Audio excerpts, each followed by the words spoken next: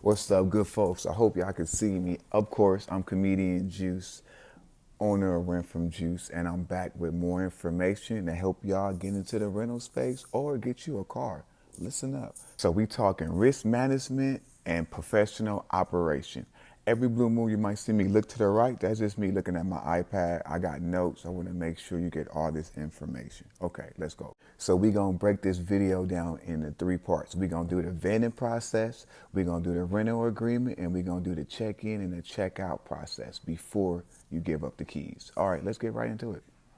Now, the vetting process, that's very important. This is where you figure out the right person you want driving your cars. For me, things that I look for, I want somebody with a valid license. I need your address to match your address on your license. I need you to have a steady job. I need us to have some type of communication. I know what you're going to be using my car for, as well as I'm going to check your social media to make sure everything match.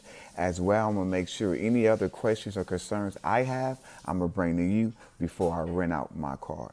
Also, I vet my customers in a way where I look for people that's going to be in my cars for weeks and months and years on out, so I don't got to keep swapping my cars back and forth. Personally, that's not something I want to do every day. Vetting your customers will save you time and money. One more gem. I don't do background checks, but it is recommended if you want to.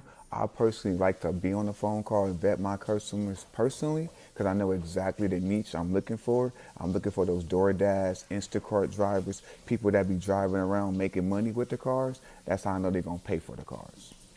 Okay, next we talk a rental agreement. This is very important. This is how you protect your asset, your business, and yourself, and your customer, of course. You want to make sure everything is in fine print and we know what we're talking about. This is when you make sure you got the date. You want to make sure you got the customer full name. Ultimately, you just want to make sure it's a real clear and defined agreement between you and your customers so both parties are protected and know what will happen if it was an emergency or an accident, basically.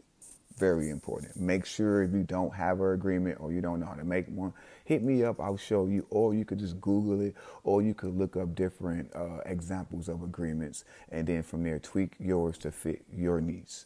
Also in your agreement, you want to add in late fees if somebody damaged the tires, smoke inhalation if somebody's smoking, any details, operations, or concerns the customer or you need to know ahead of time. You want to make sure it's in that agreement. This is also protects you if the car is stolen or if anything dramatic happens, you're going to have that agreement. So you could be like, hey, this person was renting my car. I own the car. Here's my operating agreement. Here's my LLC. Here's my business name. I need my whip. Oh, and my money. Makes it real.